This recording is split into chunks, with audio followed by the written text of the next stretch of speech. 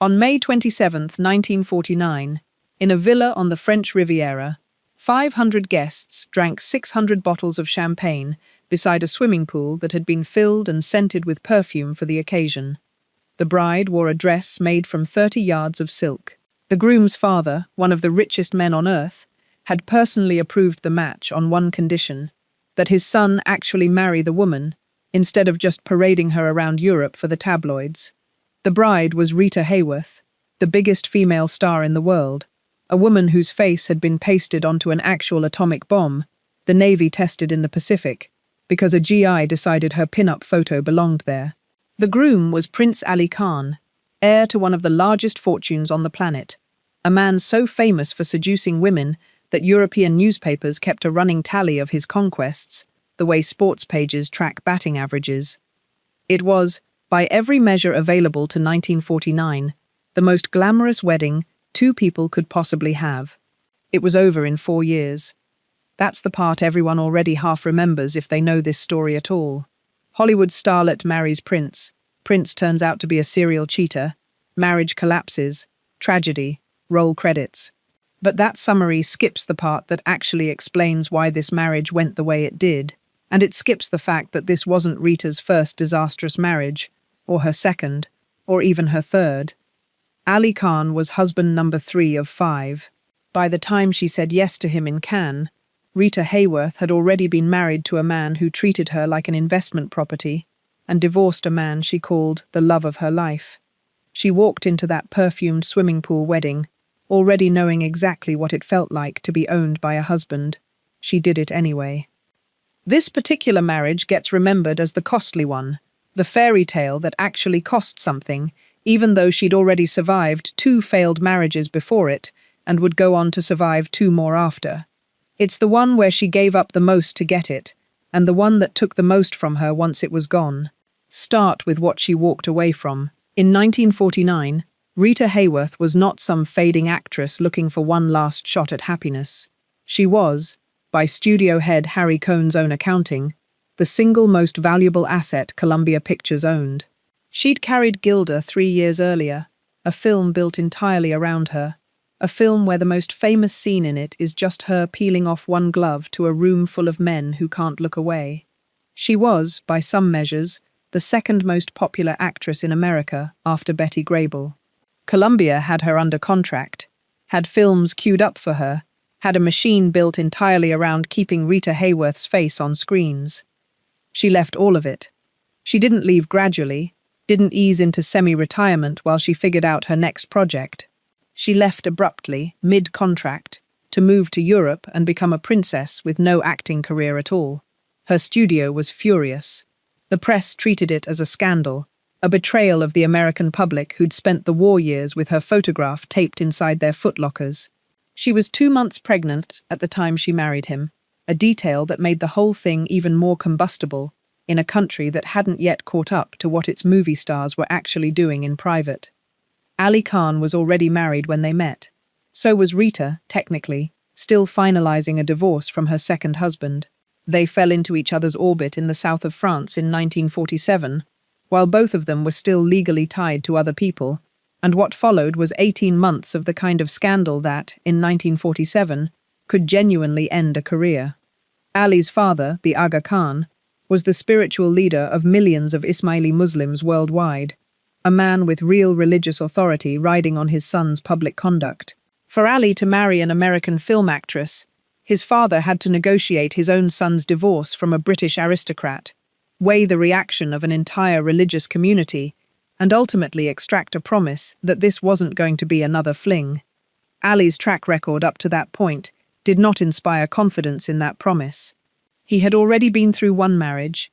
He had a well-documented history with women that stretched back years, women whose names filled European gossip columns, the way Aly's own name would soon fill American ones. Rita knew this going in.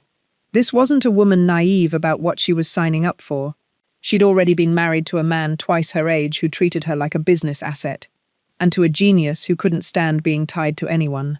She understood, better than almost any American woman of her generation, exactly what it looked like when a husband decided his wife was an obstacle to his own freedom. She married Aly Khan anyway, walked away from the most successful career in American film to do it, and gave the tabloids a pregnant bride, a foreign prince, and a scandal that ran for the better part of 2 years. The question this video actually wants to answer isn't whether the marriage failed. Everyone already knows it failed. The question is what it cost her to find that out, and whether the woman who walked out of that marriage in 1951 was better off, worse off, or just permanently changed by the experience of trading the most powerful career of any actress in America for a title that turned out to be worth less than the swimming pool it was announced beside. If you're into these deep dives on the marriages that actually shaped the biggest stars of old Hollywood, subscribe now. We've got Ava Gardner and a handful of others going up over the coming weeks, and this one's got more layers than the tabloids at the time ever let on. Let's go back to where Rita Hayworth actually came from, because it explains almost everything about why she kept walking into these marriages in the first place. One more thing before we go back to the beginning. By the time Aly Khan proposed, Rita Hayworth wasn't just famous. She was, according to wartime surveys of American servicemen, the most requested pin-up in the Pacific Theater after Betty Grable, and Gilda alone had made Columbia more money than almost anything else the studio released that decade. Harry Cohn had built an entire year of releases around her face. That's the career she set down to marry a man she'd known for 18 months, most of which both of them had spent married to somebody else. Act 1. The girl who was always someone else's project. Rita Hayworth was born Margarita Carmen Cancino in Brooklyn in October 1918, the daughter of a Spanish dancer named Eduardo Cancino and an Irish-American showgirl named Volga Hayworth. She was dancing professionally by the time she was 12, performing with her father in a Tijuana nightclub act billed as the Dancing Cancinos, at an age when most children are still in elementary school. Her father took her out of school to dance in border town clubs that served a mostly older, mostly male clientele. By the time she was old enough to be discovered by a studio scout, she had already spent years learning that her value to the people around her was tied directly to her body's performance for an audience. A Fox producer spotted her in 1935 and put her in a handful of forgettable films as Rita Cancino. The studio dropped her within a couple of years. What saved her career wasn't a talent agent or a lucky break. It was a man twice her age named Edward Judson, an oilman-turned-promoter who took an interest in the 18-year-old dancer and married her in 1937. Judson had already been married at least twice before, and he approached Rita's career the way he'd approached his previous oil deals, as an asset to be developed and sold.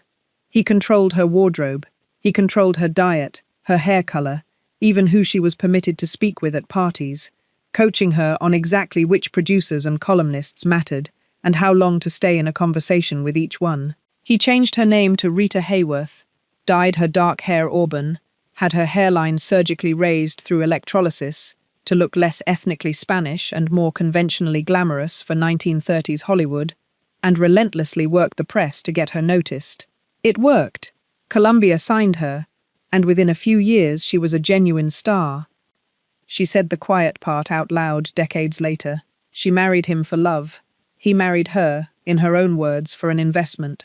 He told her she couldn't do anything on her own, and by her own account, her personality retreated deeper into a shell the longer the marriage went on. This is the part of her biography that explains everything that follows. The first man who ever built her career also taught her that being loved and being managed could look identical from the inside, and that a husband's affection could be indistinguishable from a business plan. She left Judson in 1942, filing on the grounds of cruelty, encouraged partly by a new relationship with the actor Victor Mature. A year later, she married Orson Welles, the director, the genius, the man behind Citizen Kane, 28 years old to her 24, and by every account the one she loved the most out of all 5 husbands. She would later call him the great love of her life. Welles was in the middle of the busiest, most chaotic stretch of his own career when they met, running his Mercury Theatre productions, touring the country with a wartime magic show for soldiers headed to the Pacific, in which he sawed Rita in half on stage nearly every night, and chasing whatever film project happened to have his attention that month. He broke her heart in a completely different way than Judson had. not by controlling her, but by refusing to be tied down at all. He told her outright that marriage interfered with his freedom, that he'd never wanted a home, that when she suggested they buy one, he told her he didn't want the responsibility. They had a daughter, Rebecca, in 1944, and by 1946 Rita had moved herself and the baby out of his house. The divorce was final in 1948, though the two of them stayed entangled longer than either marriage certificate suggests. Years later, broke and short on cash after her marriage to Dick Hames, Rita sued Wells for back child support she said he'd never paid. She lost. Walk through what Rita Hayworth had already learned about marriage by the time she was 29 years old. Husband 1 taught her that a man's love could be a business transaction, wearing the costume of affection. Husband 2 taught her that a man could adore her completely and still refuse to build an actual life with her. She had been, in her own telling, both an asset and an afterthought, sometimes to the same man in the same marriage. Into that particular wound walked Prince Aly Khan, a man whose entire personality was built around making a woman feel like the single most important person alive for exactly as long as he wanted her to feel that way.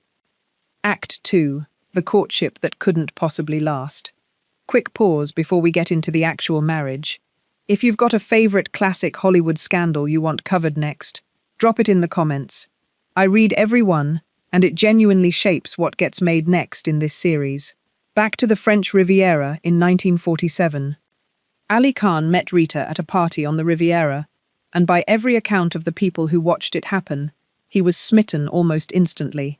He was the son of Aga Khan III, spiritual leader of the Ismaili Muslims, a role that came with enormous wealth and an international profile that had nothing to do with Hollywood.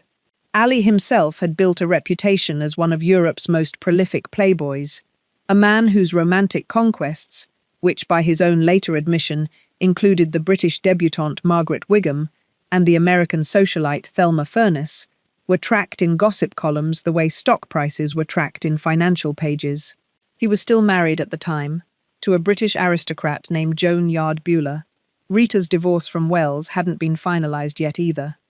What followed was a full-court seduction campaign that reads, even by the standards of old Hollywood excess, as genuinely over the top. He courted her with a daily barrage of red roses.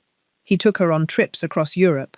According to people close to Rita at the time, he secretly hired a fortune teller to track her down at her hotel and tell her, unprompted, that she was on the verge of the greatest love of her life.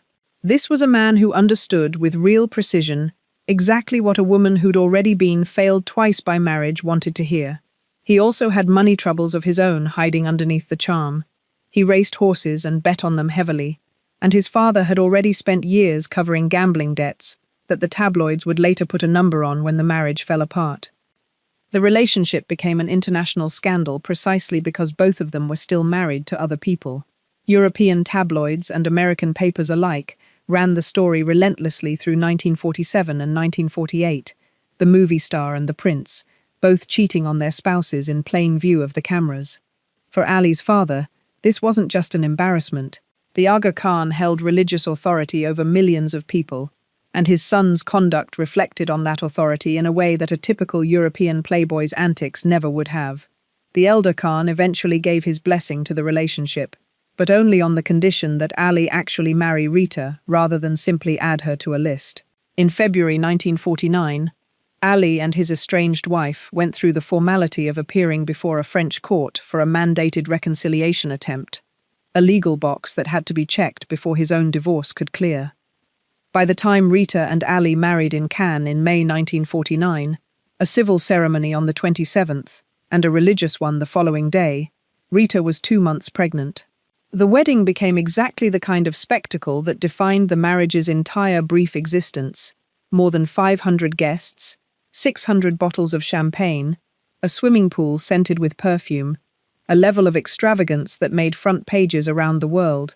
American papers ran the story next to war coverage and rationing updates, which only made the contrast sharper for readers back home. Their daughter, Yasmin, was born that December. It's worth sitting with how fast all of this actually happened, because the speed is part of the story. Rita's divorce from Wells wasn't even finalized when she and Ali went public. Her divorce from Judson had closed barely 5 years earlier. In less than a decade, she'd gone from an 18-year-old bride handed over to a man twice her age, to a divorced mother chasing a director who wouldn't commit to owning furniture, to a princess-to-be conducting an affair across 2 continents while both parties waited on lawyers in 2 different countries. Nobody forced that pace on her after Judson. She set it herself, which is its own kind of answer to the question of what she thought she was looking for. Almost immediately, the fantasy started cracking under its own weight. Rita had walked away from the biggest film career of any actress in America to become a princess, and she discovered, fairly quickly, that being a princess mostly meant being alone in enormous houses, while her husband did what he had always done. Aly loved her. Most accounts from people who knew them both agree on that much. But loving Rita Hayworth and being faithful to her turned out to be 2 entirely separate skills, and he had never once in his adult life demonstrated the second one. He was spotted with other women repeatedly throughout the marriage. Rita, who by her own history carried a deep fear of abandonment forged across 2 previous marriages, was watching the third man she'd trusted confirm that fear in real time, except this time the whole world was watching along with her. Act 3. What a custody battle costs a woman who's already lost twice. By 1951, Rita had had enough. She returned to New York that April with her 2 daughters, Rebecca from her marriage to Wells, and baby Yasmin, disembarking from a French ocean liner and telling reporters, with what turned out to be a fairly transparent lie, that she was simply looking forward to seeing a Broadway show and eating a hot dog. She spent 2 months in America, publicly denying that anything was wrong with her marriage, while privately retaining a divorce lawyer and quietly negotiating a return to Hollywood. On September 2nd, 1951, she filed for divorce from Aly Khan on the grounds of extreme cruelty, entirely mental in nature, the same catch-all legal language she'd used against Judson nearly a decade earlier, a phrase that in practice covered everything from infidelity to plain neglect, because 1950s divorce law rarely had a more specific box to check. What followed wasn't a clean split. There was a custody battle over Yasmin that dragged the whole thing out publicly for another 2 years, and it turned into a fight about identity as much as parenting. Aly wanted his daughter raised Muslim, in keeping with his own family's religious position. Rita wanted her raised Christian. At one point, Aly reportedly offered Rita $1 million if she would agree to raise Yasmin as a Muslim, starting at age 7, and allow the girl to spend 2 to 3 months a year with him in Europe. Rita turned the offer down. There was a brief reconciliation attempt somewhere in the middle of all this, the kind of thing exhausted, still hopeful couples try once before finally giving up, and it didn't hold. The divorce became final in 1953. Rita never did collect meaningful child support from Aly for Yasmin, a grievance she carried into her financial troubles later in the decade. By the time it was over, Rita Hayworth had given up the most successful film career of any American actress of her generation to marry a man whose fidelity, by his own established pattern, was never a realistic bet in the first place. She'd traded a studio contract for a title, and the title came with a fight over her own daughter's religion and a very public reminder, splashed across newspapers for 2 straight years, that she had once again picked a husband who couldn't stay faithful to her. Author Adrian McLean, who studied Hayworth's career and public image closely, later made a point about this pattern that cuts against the easy version of the story. It's tempting to cast Rita purely as a victim in these marriages, but by McLean's own account, she was also the one who consistently left. She left Judson. She left Wells's house before their divorce was even final. She came home from Europe and quietly built her exit from Aly Khan before she ever said a word about it publicly. Whatever else these marriages cost her, walking away from them was a decision she kept making herself. Act 4. The Prince Who Lost the Throne He Was Born For. There's a coda to the Aly Khan story that most retellings of Rita's life skip entirely, and it matters, because it suggests the marriage cost him something too, even if the bill came due years later. Most tellings of this story stop at the 1953 divorce decree and jump straight to Rita's next husband, treating Aly as a closed chapter the moment the papers were signed. He wasn't finished being affected by what he'd done, and neither, in a quieter way, was the institution he was born to lead.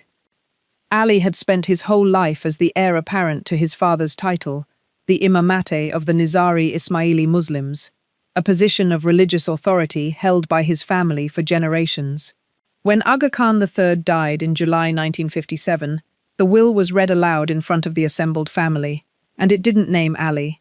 It skipped past him entirely and named his 20-year-old son Kareem, a serious, unshowy Harvard student, who by every account had none of his father's wild streak. The Aga Khan's own written reasoning cited the need for someone raised in the midst of a new age, but people close to the family were less diplomatic about it in private.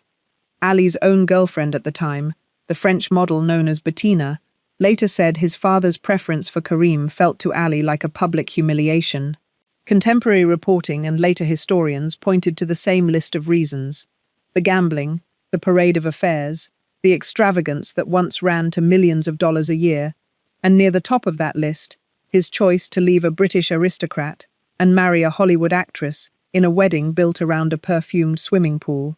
The marriage that made front pages around the world in 1949 was, by 1957, being cited as evidence that the man who'd thrown it wasn't fit to lead a religious community of millions. Ali took a diplomatic post instead, representing Pakistan at the United Nations, and by most accounts handled the demotion with more grace in public than anyone expected. He never got the title back. He died 3 years later, in May 1960, in a car crash outside Paris, at 48 years old. Whatever the marriage to Rita Hayworth cost her, it's worth remembering it cost him something concrete too. The one job he'd spent his entire life being groomed for, gone, in a room where his own father chose the words that took it from him. Act 5. 2 more marriages, and the price of all of them added up. Rita didn't stop at 3. In 1953, the same year her divorce from Ali finalized, she married the singer Dick Haymes. It was, for both of them, a 4th marriage, and it happened barely a day after Haymes' own divorce from his 3rd wife came through. Haymes had genuine talent, a run of hit records and a national radio show through the 1940s, but by the time he met Rita, his career was sliding, and his finances were a mess. He was Argentina-born and had never become a naturalized American citizen, and when he followed Rita to a film location shoot in Hawaii in the spring of 1953, immigration officials used the trip as grounds to try to deport him, arguing that Hawaii, still a territory rather than a state, counted as leaving the country. Federal agents actually stopped his car in Los Angeles that August and arrested him.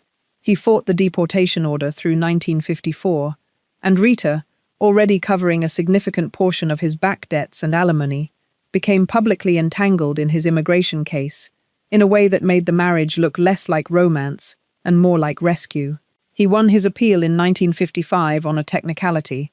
The courts ruled Hawaii counted as part of the United States after all, so he'd technically never left. The marriage did not survive the fight that saved it. In 1955, Haymes struck Rita in the face during a public argument at the Coconut Grove nightclub in Los Angeles. She packed her bags that night and never went back. Her doctor ordered her to bed for several days afterward. The divorce followed soon after, closing out barely 2 years of marriage that had cost her money, her privacy, and, for the first time across 4 husbands, her physical safety. In 1958, she married producer James Hill, after knowing him only 4 months.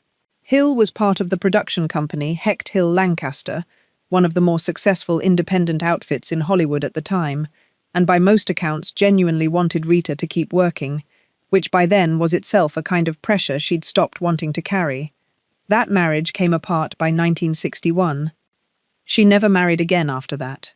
She never entered another public relationship.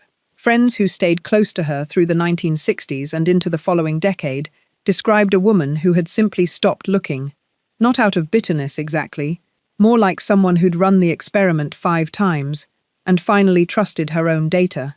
In the 1970s, doctors began noticing memory problems and erratic behavior that were misdiagnosed for years as alcoholism, before finally being correctly identified as early-onset Alzheimer's disease, one of the first public cases in America that helped the country understand what that disease actually looked like.